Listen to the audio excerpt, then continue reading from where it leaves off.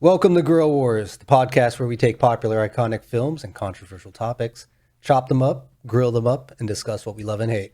I'm Duke Meadowpoint. I'm Mike Freedom. Mike, what are we grilling up today? Well, today is a very special episode because we're not grilling up a movie. We're grilling up the first episode of Blue Eye Samurai. And this is so unique for anyone who's coming to the channel because typically we do movies. We haven't yet to talk about any controversial topics, but Nope. we went through, or I saw Blue Eye Samurai, and I fell in love with it. And I kept going. I was like, Duke, you gotta check it out. You gotta check it out. And typically what we do is we go through the movie, and we'll go through the episode. But this is also unique because I plowed through the series of Blue Eye Samurai.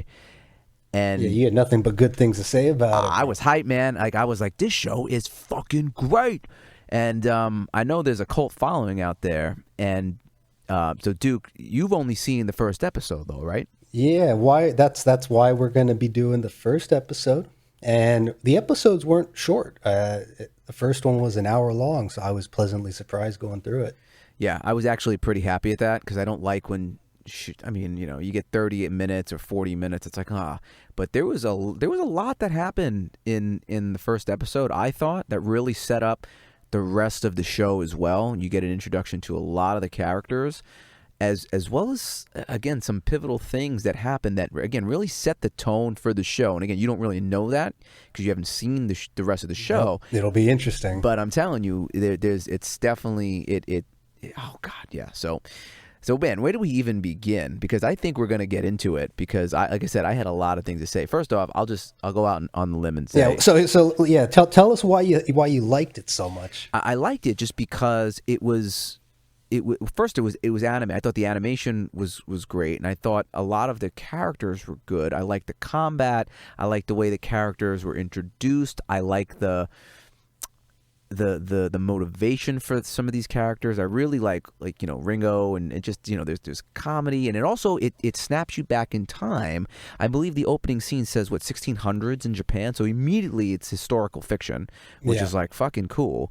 And so you got to take things with a grain of salt. That's the way things were at the time, right? Of course it's fiction, And what always cracks me up about that is we think about Rome and that we did Gladiator on the channel, and that's a common historical time that a lot of people are fascinated by. But I think second to that, if not tied with it, is East Asian culture. Yep, samurai time. So yep, like samurai time, and even the greater part of Asia. There's a lot of culture there and a lot of history there, and I think Japan in particular is very interesting because there's an odd culture around those kinds of themes, right? People love Ronin, people love samurai, people love ninja, people love that ancient Japan. So, yeah, it's definitely has a good vibe to it. I'll say, going through the episode again, got to not say movie. yeah, right. But going through the episode again, one thing I could appreciate, and one thing I do actually really like about the episode as a whole, is the flow between. There's clear moments of like the introduction sequence, then there was that flashback sequence, which sometimes flashbacks feel really kind of forced, but this one was super smooth. It was done well, right? I thought the flashbacks were good, and again, it does become a common theme in the show because it gives you some history as to what exactly occurred. But you mentioned something interesting. Like this is what really determines a show for me. If I can get captured by the first episode, because I watch a ton of shows. Like Breaking Bad was one of my favorite shows. Game of Thrones was up there until it took a fucking shit. I'm still very bitter about that. Many of us are. Yeah, Sopranos was really good. Like Sons of Anarchy. You get hooked. Yeah, I was hooked. So this first episode hooked me. The opening scene hooked me, right? Yeah. Because you have again, you're like our ancient Japan, not ancient Japan, but old school Japan, right? And you don't even know. Here's what's interesting too. You don't even know Blue-Eyed Samurai's name. You don't know True. it. You don't know the name. Yeah, I mean, you know true. the name later on. Obviously, you do the research or whatever, but you don't even know that this mysterious character walks in. You assume, right? You can assume that the character is just a man, looks like. So go ahead. you say that, and maybe I'm just too old for this, and I've seen too much, but I immediately was like, that's probably a chick. And then she spoke, and I'm like, oh, that's a chick. So yeah, but did I? So I can't remember. Did I ruin it for you? Because someone told me. Someone it was actually my trainer. He was like, "You got to watch Blue Eyed Samurai," and he gave me like a quick rundown. So I knew it was a chick going into this. So I was like, okay. I don't think so, because even if you okay. told me, I don't remember you telling me. So I don't think it came from you, dude. Okay. It's not an uncommon trope. And hell, I mean, immediately one of the first things, the style outside of kind of the more modern animation aesthetic, it kind of hit me with a little bit of, God, there's two movies, a little bit of Mulan. Yep. Sure. Yeah, and then God, there was an old, like 90s or early 2000 similar theme, kind of ancient old Japan samurai flick. I'm forgetting. Last Samurai? No, it was Rurouni Kenshin. Oh, I don't know. Yeah, so that one has a cult following that's been around for a long time. I think I might be saying it wrong, but yeah, Rurouni Kenshin is from, I think, the early 90s. Okay. And it was super big in Japan. It had a good following.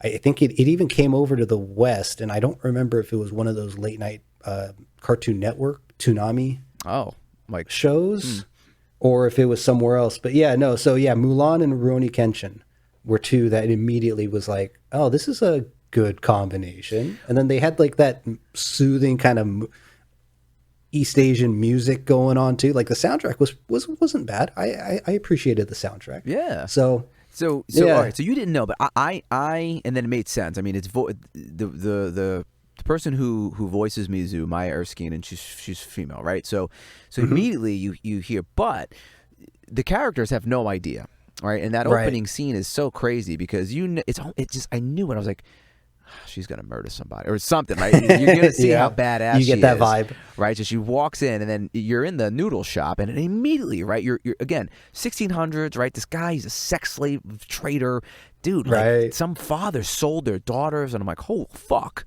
You know, holy that's shit. what happened back I know. then, yeah. That's what I mean. It was so like, normal. Yeah, I know. And I'm like, oh shit, man. Like, you know, so maybe this shit really happened. I don't know, but like, right. And then you also get introduced to Ringo right away, because immediately I was like, who the fuck is this guy? Buffoon. Yeah, I was like, who the fuck is this guy? And he's like, oh, he has no hands.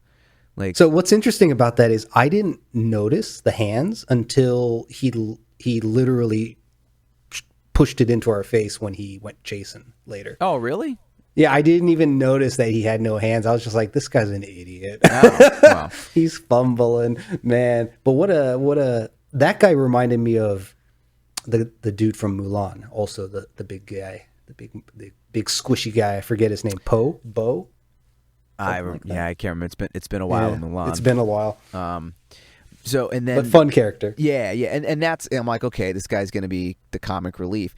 But so right in the opening scene, you know, and this, it actually is the catalyst, because what you realize later on, of course, again, and this is what's so brilliant about this, because when you watch it once, you go, you're not really sure what's going on. After you know what's happening, you realize this scene is such a pivotal scene, because she's looking for, you know, the white men, right, who came into Japan. And because the sex slave trader, whatever, he pulls out the European gun, she's like, oh, where the hell did he get this from? Right, and that tips her off.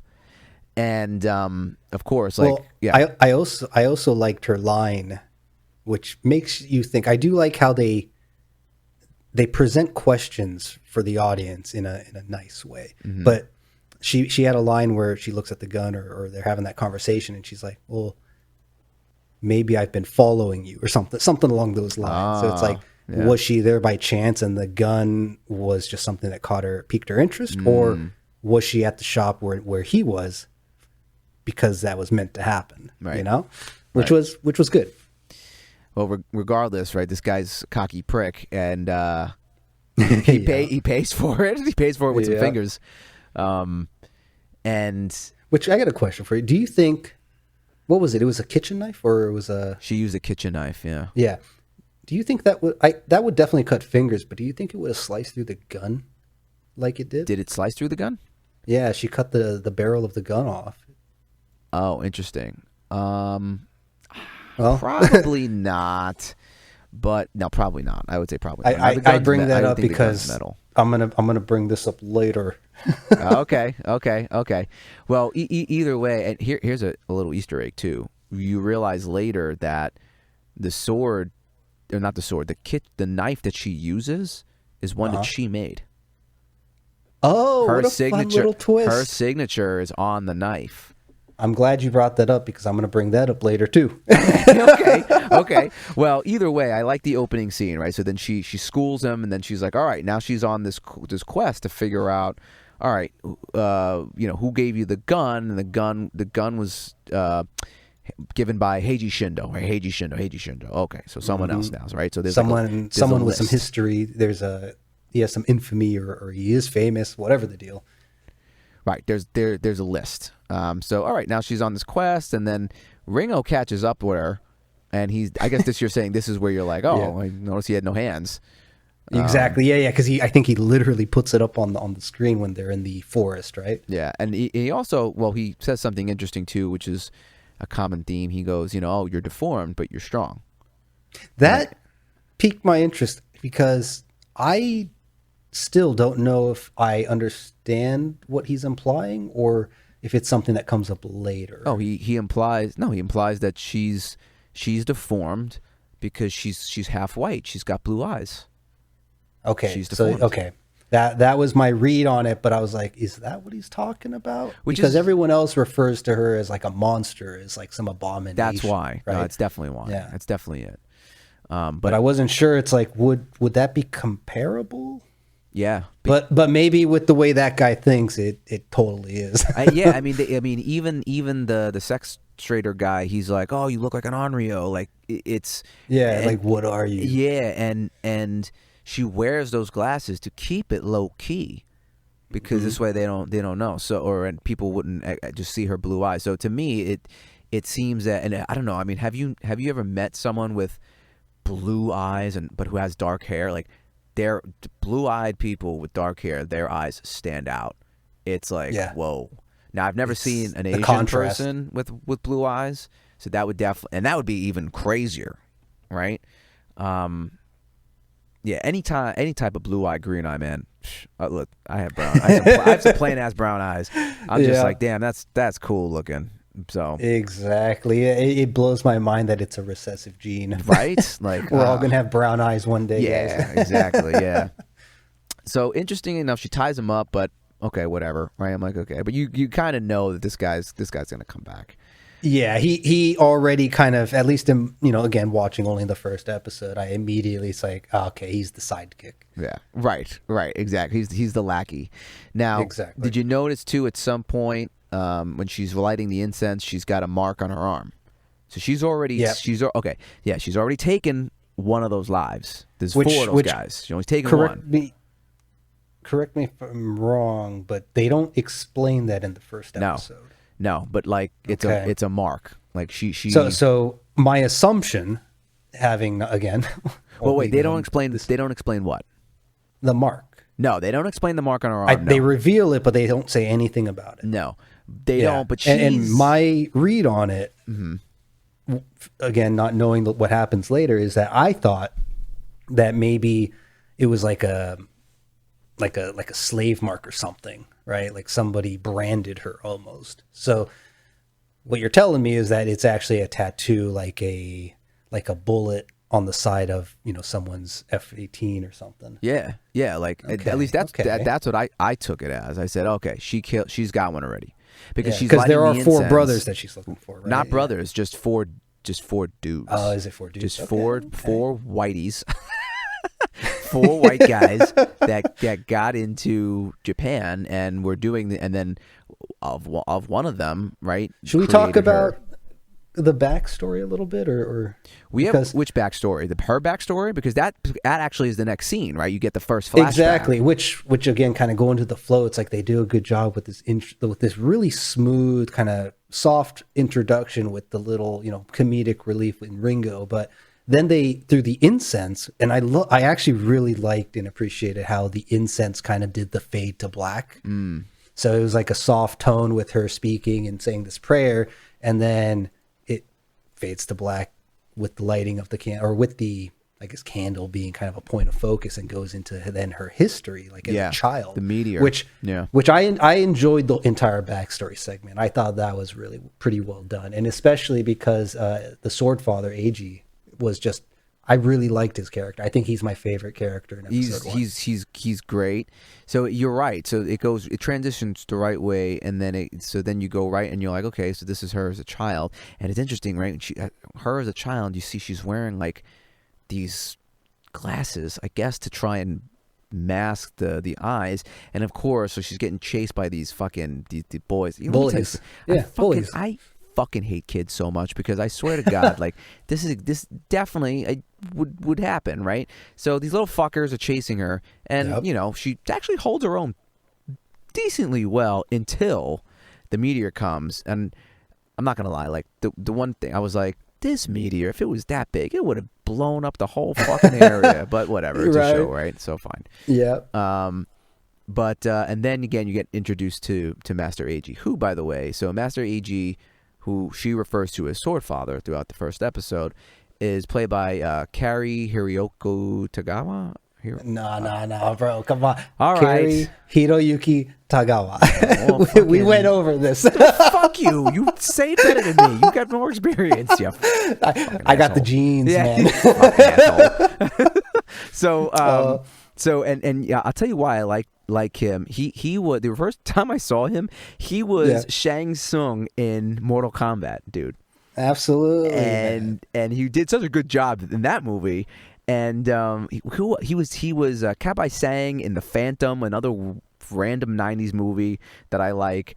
And then the latest thing that I saw him in, I was catching up on Man in the High Castle, and he's got a pretty big role in Man in the High Castle, which is a show on Amazon. Yeah, I'm gonna have to see it. Sounds interesting. It is definitely interesting, but we'll save that for another one. But anyway, so yeah, and then you realize, while this is happening, I go, is this guy blind? And you go, oh yeah, this guy's definitely blind. Yeah. And he kind of came off as a kook at the beginning, because he goes up to the meteor after, it scares off the kids, and she's there curious, which is interesting. But he rolls up with this wagon that he's hauling, right? And starts tinking at it. And I'm like, what are you doing? Yeah, like I had no idea what this guy was. I was like, but he says interesting things. He's like, oh, the heavens throw treasure or something. Right. So so you immediately go back to his like smith shop, and you realize, like, okay, this guy, he's a swordsmith. He's a swordsmith. Right, fucking or a sword master, whatever they call him. Yeah, fucking cool. And you know what? Like there was definitely for me with Sword Father, as well as later on, right, with one of the flashbacks, they play Battle Without Honor and Humanity or something. It reminded me of Kill Bill. So between the Master and that song, it had a real Kill Bill vibe for me. I think maybe because Kill Bill, it's also a revenge story, a female main character, and obviously, Uma Thurman in Kill Bill carries around this fucking gnarly sword. If you haven't seen Kill Bill, I highly suggest it. It's a great movie. Now that you mention it, I can see that, because I'm saving a few points for when they get to the dojo, because I think that's where a lot of points of what I really don't care for in this series so far will come up. All right, fine. Let's keep going, because I fucking love that scene. But the motions in the game, like the character movement when they're doing quick actions, has kind of an exaggerated, like, snappy feel to it, which if I remember, it's been a while since I've seen Kill Bill, but they also did a little bit of like over the top kind of snappy, Kill Bill was very wild combat. So maybe there was some inspiration there, but I can see that. But what was interesting though is that she ends up going to Kyoto. So I was like, oh wow, this is cool. Because if you've not traveled to Japan, you really need to go. It's such an amazing place, and Kyoto is so preserved in regards to the other cities in Japan. It's the historic capital. Yeah. It's not the capital today, but I mean, probably during the setting of Blue Eye Samurai, I think that might have been the capital. It probably was. Oh shit, I don't know, because they don't spend fuck, they again. There's other. They go to another city, and later on in the show. But anyway, they end up Kyoto, and I love the way the city looks. She's walking through, and I'm like, damn. I wonder if this is what it looked like back then. And again, she's just trying to find. She's trying to find her target, and she runs into the samurais, and it's like, okay. And she's asking for where the dojo is, and they give her directions. And before I called it, I was like, they're definitely gonna send it to a whorehouse. And sure enough, right? Send it to which Kyoto was known for that too, way back in the day, like whorehouses and the prostitutes in the windows, and trying to recruit, wearing the gowns, the kimonos and whatnot. That was an actual thing out there. Geishas, exactly, yeah. But before we get to the dojo, dude, there's actually something I'm curious what you thought about. What? So, quick back to the backstory, the flashback. Yeah. So she ends up becoming an apprentice under him. Yeah. Because he's like this blind guy, and she wanted shelter is how I saw that. Right. And she basically sneaks in, spends the night, but next morning, I love AG's character, just like this subtle, he knows she's there. Yep. And he's like, wouldn't it be nice if I had some tea? Yeah. And she's smart enough to catch the hint. So as long as she's helping him, which eventually he starts teaching her how to blacksmith swords, right, as like an apprentice, which then we learn that people actually traveled here to this guy to get swords made. Yeah. And he's like, I can't make you a sword until you show me your style and reveal everything, because I must know everything to make your perfect sword type of a deal. Right. Yeah. So, and she starts copying what she sees. Yep. As part of this revenge story of like, I'm going to learn all these little secrets, which I already do like that a lot, where it's like, oh, she's going to become this weird, like, monstrosity of a combatant, kind of like in the Matrix, where Neo starts learning all the different martial arts, right? Yeah. So that was kind of interesting, which then kind of gives you this idea that, okay, she's sticking to this revenge thing. She's learning new skills. And then we also learn that the master is, tinkering with this metal, and he's just like, oh, I can't tame it, or whatever he says. Yeah. Because it's like this, it's extra hard. It's made out of some material. Some weird metal. Yeah. Yeah, that he doesn't know how to handle. But as she goes to leave, and we get to her becoming, a younger adult, he's like, well, you better take a sword before you go. Yeah. And dramatic pose at the door. I already have one. Yeah. And she tinks it on the ground, which makes that same vibration sound, which I thought that was a very nice touch. But here's something I didn't like from the flashback. I don't like how they don't explain how she made the sword, or at least teased it. But I could also understand that, okay, well, they did quite the time leap, because she was a kid, and by the time she left, she was like this young adult of, for all I know, is the same age of the modern day, quote unquote, of when she's adventuring. Yeah. So I'm assuming that a later episode will uncover some more of that. Or at least I hope there's definitely more. You don't have to spoil it, but yeah, there's definitely more flashback. I was okay with it, because I was like, oh shit, she did it. You know what I mean? So I was like, the little ding with the ring was a good touch. I like that. It means she's got like this crazy sword too. It's not any sword. It's a special sword made to fucking kill someone. It's the same thing again with, like, when in Kill Bill, she gets a sword especially made for her quest. So I fucking love it. I'm like, it's a special quest, a special weapon. Fuck yeah, let's fucking go. Yeah. The tinge it was a touch of an epic vibe, right? So, but epic loot. It's an epic sword. Yeah. But speaking of the sword, this is a perfect time to go to the dojo, because at the end of the dojo sequence, she pulls it out, and I got something I don't like about that. Well, all right. So let's go. Let's keep going through then. So let's go back to the dojo, because she finds out where this dojo is after asking the prostitute. She gets there, and she's like, I have a message for your master. And typical kung fu fighting dojo sequence, where like the seniors and juniors are just big fucking bullies, and the master's nowhere to be found. So what do? They obviously got to beat each other up. Fuck yeah.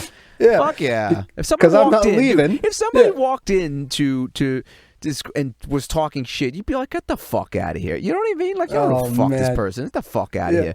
So, but what's great about it is that she's just super calm and is like, nope.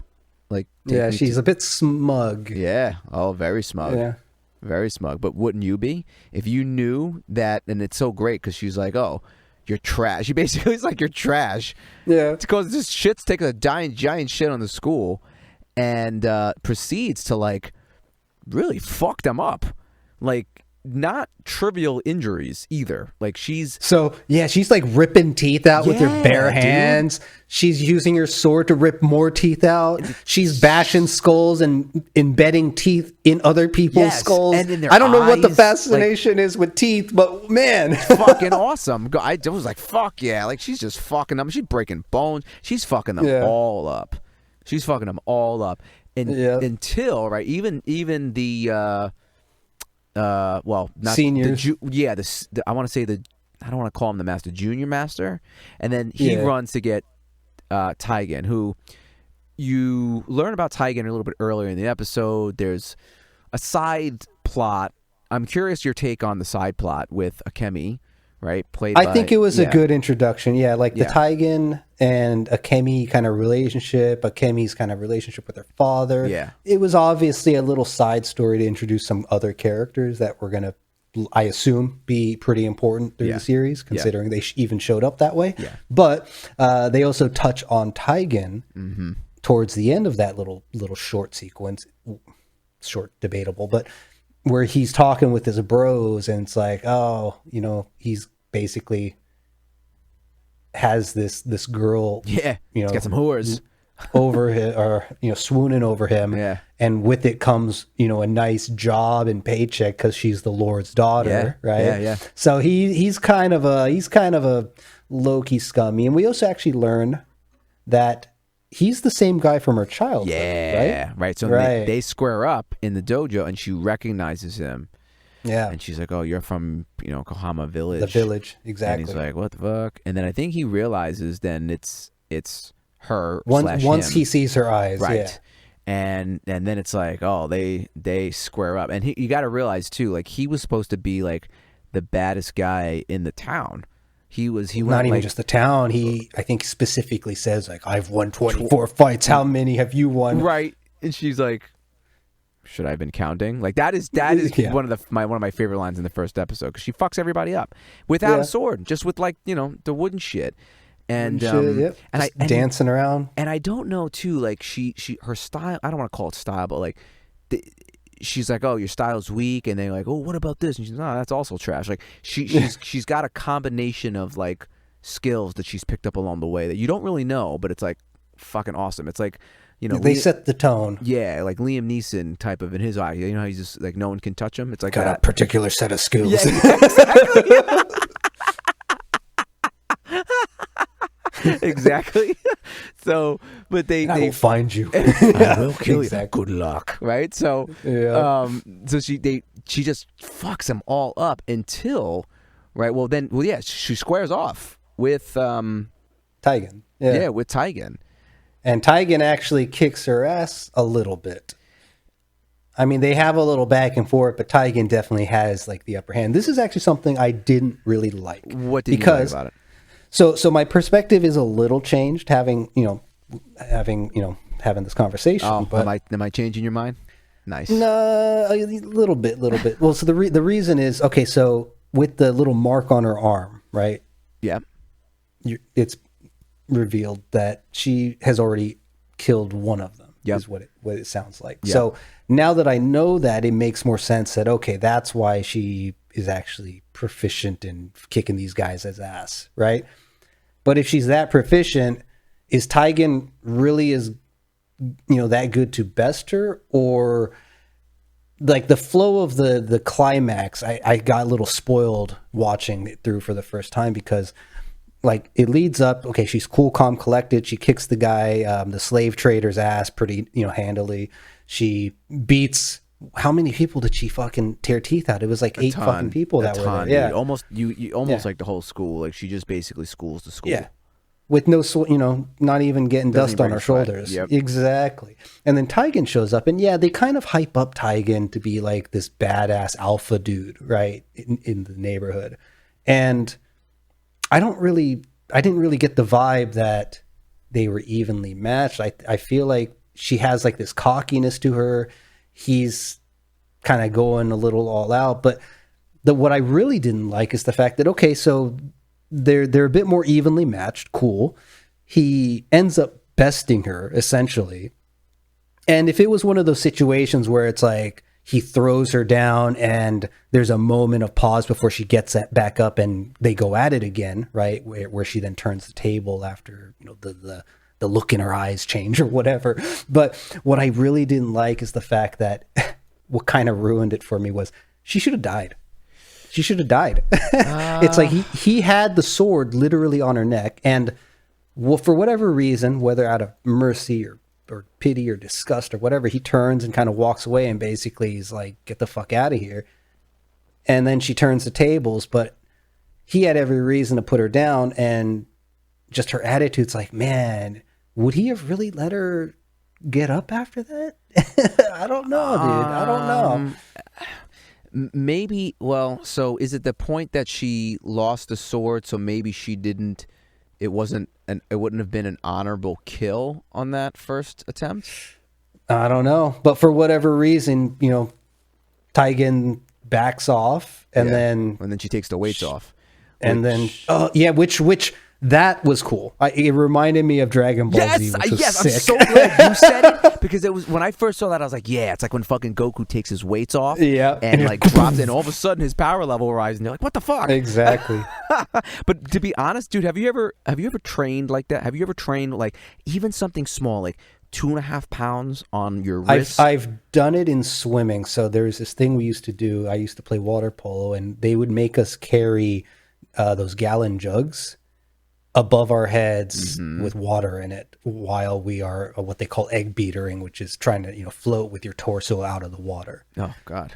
Yeah, so that was pretty intense, but I imagine it's probably similar. You'd think it's a minor deal, but just adding 5 pounds deal. to each 5 limb pounds is a lot. I would say, that's what I'm saying, even 2.5 pounds, which doesn't sound like a lot, but I challenge anybody listening to this, if you train or whatever, if you haven't already done it, you can buy like wrist weights or whatever. Go ahead. I got a better one. I got a better challenge for you. Get a textbook or some kind of a thick manual. Yeah. And see how long you can hold it in the palm of your hands, flat, horizontally out. Dude, that's parallel hard. To the ground. It's hard. It's hard. Most people can't last, 30 seconds. It's hard. We train. So again, I do martial arts. We train. Just hold your arms out parallel and hold them out and hold them there. See how long you can hold them there without, and all of a sudden you'd you're be like, surprised. Oh, yes, it's crazy. You know what's a little fun biological fact. So male muscles actually are meant for burst movement. So guys actually have a harder time holding that position than females do. And part of the reasoning too is the females usually as a caretaker, their muscles have developed in a way where they're used to carrying like a child all day. Interesting. Right? So they have more like sustained power. Guys have more burst power is typically how the muscles work. At least that's what I've learned. That would make sense. It makes a lot of sense to me, yeah. Yeah. Well, anyways. But yeah. So you didn't like the duel? I didn't. I like bits and pieces. I thought the combat with all the teeth flying around was cool, but a little silly, which is fine. It's a fun show. I thought it was fucking great. I thought she was like... Well, what she did with it was great, but I'm like, would a guy getting his teeth jammed in the back of the skull tear it out? Yeah, maybe if the gums. I'm being too nitpicky about it. I thought it was just. It was badass. I thought it was a way to establish like she's some superhuman strength. She's got crazy skills. Like she's picked up along the way. We don't really know how, but she's picked up some crazy skills, and no one is a match for her. Not Taigen either. And she does best him, and then obviously the master comes out and is like, and she just was like, "Yo, where's your brother?" Yeah. That's all she wanted. Like, just tell me where your brother is. And he goes, "Oh, well, my brother's there." And he's like, "Okay." And then of course Taigen has to get some last remark, and she just cuts his braid off. I'm sure there's knot. Yeah, there's an official term for it. Yeah, I don't know. It's musubi. Is that what it is? I don't remember if there was something before, but musubi is like a wrap. So I think that's the term for that thing on the head. But also a little historical fact is getting that cut off, much like certain cultures where it's like if you grow a really long beard and get that cut off, it's like a mark of dishonor. Well, yeah. And then so she dishonors him, and then as soon as that happens, she's like, oh, right, and they all like just turn. And dude, I'm like, so again, like that happens in the first episode. That Titan comes. He comes. Oh, back. I could only imagine. I hope he comes back. Yeah. The vibe I got when he got that cut off is like, oh, he's gonna have a revenge arc now. And like, he's like, my honor, right? Yeah, you know, he has a reason to kill her now. Yeah, exactly, right. So and then so what's interesting is that so she gets that, and then the master goes to his brother, to Heiji Shindo. Oh, I did not like. So how did he get there so fast? And why didn't she just pitch a ride? Well, I got nothing for you there. Well, why didn't she just follow the dude? Yeah, good point. Well, you gotta remember. You think he? It's a show. There's plot. I get it. I know. You think he was gonna let her? You know, no, fuck that. He probably did that in secrecy. Yeah, I guess. But man, the fact that they immediately cut to that in the credit, like the ending, was like, huh? He got there pretty quick. Yeah. When they were technically in the same starting location. I think she needed to heal up. Like she got a little. She had that cut. She did get cut. Yeah. So she needed to like heal up a little bit. But so it's interesting because again, at the end, you end up seeing Heiji Shindo, and not only that, like the sex trade guy is there. And you also see this shadowy figure who you don't really know who it is, but they say, "Oh, send out not the four horsemen." The important thing with the 4 horsemen, he sends them out. But the important thing to recognize with him is that I assume it's intentional, but he's obviously one of the white guys. Can you tell he's got an accent? Yeah, the voice. You could tell. Yeah, absolutely. Okay, you could tell. I assumed it. Yeah. He's got like an Irish accent. And my guess is, like, for all I know, maybe he's her bastard father, but I guess we'll find out. I don't know. That's the one thing you got me curious, like, what happened in between her childhood and today, now that I know there's a time skip that happened. But then, what happens next? Well, Curious. Again, for me, like, once seeing that, knowing that there's a larger antagonist and villain, and they're there, and they're all like, you know, I was like, oh, and now these 4 guys are coming after her. I was like, oh. Which, man, wasn't that a scene of like the raiders in Mulan charging forward on their horses, or the scene of the horsemen in Lord of the Rings charging through the woods? Man, that was I like that little. But that was it. I was like, as soon as the episode ended, I was like, next. I didn't even wait. I was like, next, because I was like, no, I need to see what happens now. I was drawn in. I was just drawn in. I can see why people are interested. Like, the art style is good. Yeah, I thought the art flow style was is very good. Yeah. I have some issues with kind of certain points of the episode, and like the main character I have mixed feelings, because it's like, why are you so smug? Are you really that good? Like, and like, you have this amazing sword, but like, you still lost to Taigen with it, kind of. So yeah, I guess I'm gonna have to see if the main character grows on me. And then also the sidekick Ringo, which you bump into at the end, because that's when they actually reveal that the he is a she. Right. You're right. She was bathing and he stumbles. I love the little finishing line and cut to black where he's like, peaches. Peaches. Yeah. I was like, you can't be mad at some nudity in cartoons. Yeah. But honestly, with Ringo, I feel like, and maybe there's a twist to it that comes later with the whole you're deformed too. I'm surely there is, but I almost feel like it would have been better if they had kind of a